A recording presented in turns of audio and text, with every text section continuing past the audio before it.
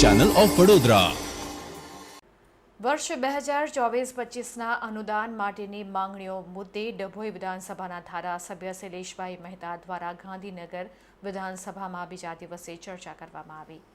ડભોઈ તાલુકા તથા વડોદરા તાલુકામાં 100% જૂથ યોજનાની કામગીરી પૂરી થયેલી છે, જેમાં ડભોઈ તાલુકાના 118 ગામો જૂથ યોજનાઓ હેઠળ પાણી પુરવઠો મેળવેલો છે। તેવી રીતે વડોદરા તાલુકા ગામો પૈકી 47 ગામો નર્મદા આધારિત યોજના અને 39 ગામો અન્ય સ્ત્રોત આધારિત વ્યક્તિગત પાણી પુરવઠા યોજનાઓમાંથી પાણી મેળવે છે।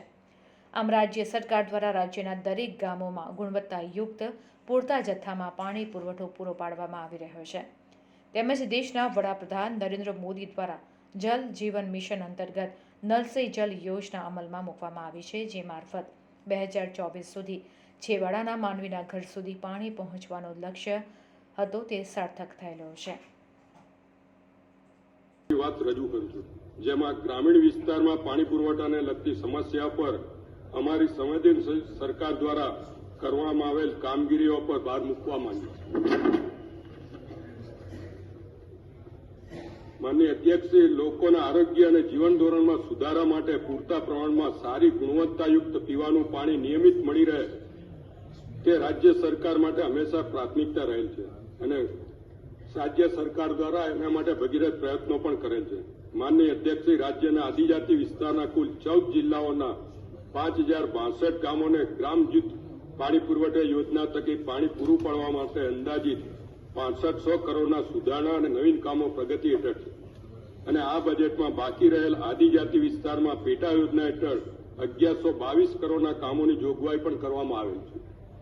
માનનીય અધ્યક્ષશ્રી, રાજ્યના આદિજાતિ વિસ્તારોમાં ગામની આંતરિક પાણી પુરવઠાના અમલીકરણમાં વેગ લાવવા આદિજાતિ વિસ્તારોમાં 10% અને અનુસૂચિત જાતિ વિસ્તારોમાં પણ 10% લોકફાળો અમારી સંવેદનશીલ સરકાર દ્વારા માફ કરવામાં આવેલ છે, જેમાં 40% વસ્તી એસસી કેટેગરીની હોય અથવા 250 લોકોથી વધારે લોકો રહેતા હોય એવા વિસ્તારો માટે।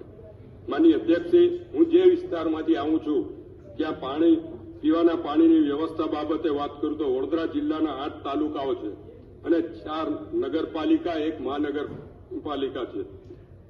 વડોદરા જિલ્લાના 660 ગામો પૈકી 442 ગામોને નર્મદા અને અન્ય સરફેસ સ્ત્રોત આધારિત 9 જૂથ યોજના અને બલ્ક પાઇપલાઇન હેઠળ જોડવામાં આવેલ છે, જ્યારે અન્ય ગામો પોતાના સ્થાનિક સ્ત્રોતોમાંથી પાણી મેળવે છે। મારા ડભોઈ તાલુકા અને વડોદરા તાલુકાની વાત કરું તો આ તાલુકામાં 100% જૂથ યોજનાની કામગીરી પૂર્ણ થયેલ છે, જેમાં ડભોઈ તાલુકાના 118 ગામો જૂથ યોજનાઓનો હેઠળ પાણી પુરવઠો મેળવે છે। તેવી જ રીતે વડોદરા તાલુકાના 95 ગામો પૈકી 47 ગામો નર્મદા આધારિત જૂથ યોજના અને 39 ગામ અન્ય સ્ત્રોતો આધારિત વ્યક્તિગત પાણી પુરવઠા યોજનાથી પાણી મેળવે છે। માનનીય અધ્યક્ષશ્રી, દેશના વડાપ્રધાન નરેન્દ્રભાઈ મોદી જલ જીવન મિશન અંતર્ગત હર ઘર નલ સે જલ યોજના અમલમાં મૂકવામાં આવી, જેના મારફત 2024 સુધી છેવાડાના માનવીના ઘર સુધી પાણી પહોંચાડવાનું લક્ષ્ય હતું, જેમાં ગુજરાતની સંવેદનશીલ ગુજરાત રાજ્યના છેવાડાના ઘરોના પાણી પહોંચાડવાનું સાર્થક થયું છે।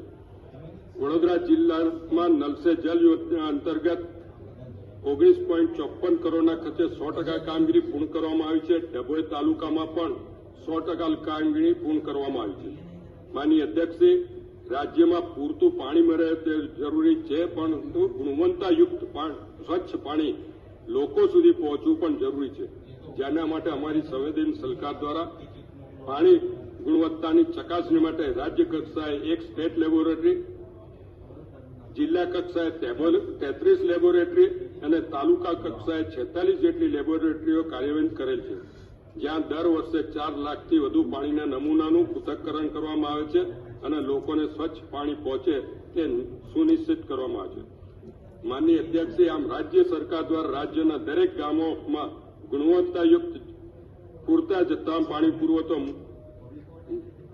પાડવામાં આવે છે, પણ સાથે સાથે મારે માનનીય મંત્રીશ્રીને વિનંતી છે કે નગરપાલિકાઓમાં અમારું ડભોઈ એ ઐતિહાસિક નગરી દર્શાવતી છે અને એમાં ખૂબ જ જૂનું નગર હોવાથી જૂની લાઈનો છે, લાઈનો બદલવા માટે પણ આપના બજેટમાં થોડીક ફાળવણી કરો એવી અમારી આપશ્રીને વિનંતી છે. આભાર.